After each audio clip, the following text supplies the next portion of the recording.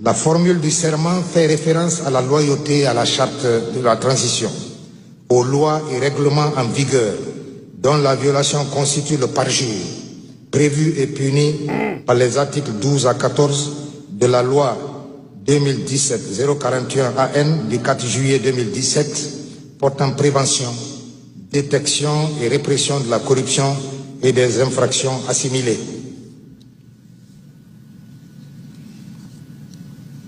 En jurant devant le peuple, le président de la transition prend publiquement et solennellement la nation entière à témoin de la parole qu'il donne sous son honneur à ses compatriotes de ne rien faire ou entreprendre qui serait de nature à contredire, contrarier ou violer la charte et les lois de l'État, ou qui entraverait le fonctionnement normal des institutions issues de la charte, ou encore qui menacerait l'intégrité du territoire, ou plus encore, qui compromettrait l'indépendance nationale.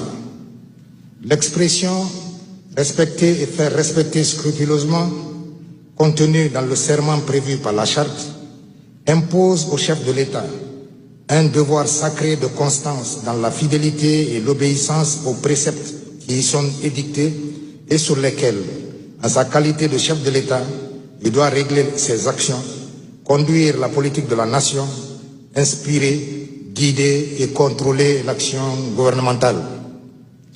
La fidélité et l'obéissance du président à la charte et aux lois se démontrent par son attachement immuable à ne jamais déroger aux 12 valeurs et principes énoncés par l'article 1er de la charte, ainsi qu'aux 8 missions prescrites par son article 2. Monsieur le Président. Le CNRD rassure la communauté nationale et internationale qu'il ne confisquera jamais le pouvoir. Après le président de la Cour suprême, réécoutons ici encore, une fois de plus, lui, Mamadi Doumbouya. Le CNRD rassure la communauté nationale et internationale qu'il ne confisquera jamais le pouvoir.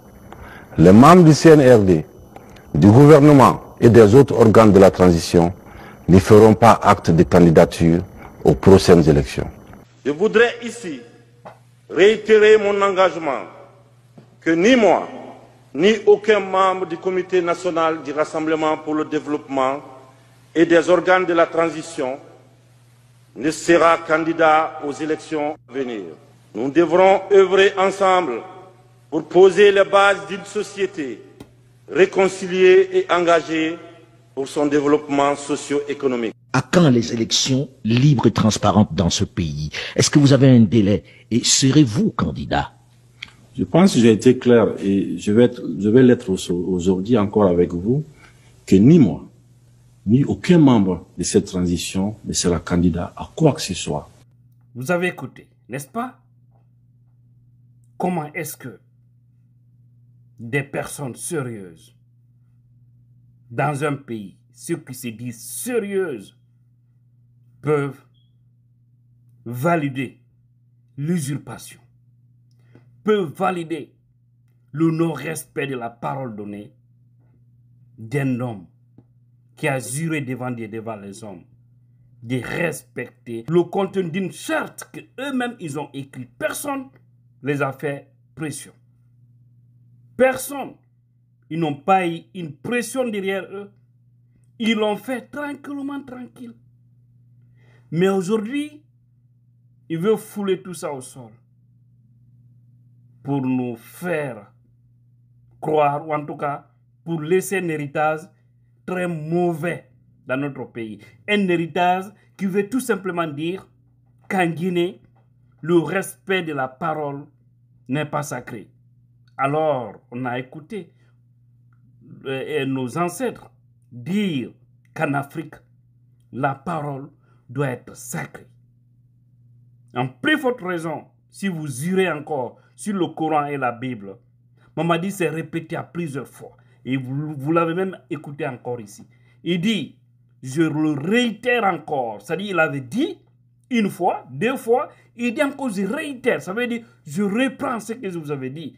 Ni moi, ni mes membres, personne d'entre nous ne sera candidat à aucune élection.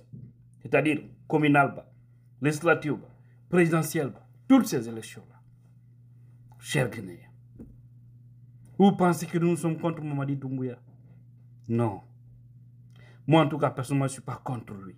Mais c'est leur manière de faire que je déteste. Je vous ai dit au début, j'ai soutenu Mamadi. J'ai soutenu la transition. À leur arrivée, je pensais que c'était des hommes justes. Je pensais qu'effectivement, ils étaient venus pour changer la Guinée.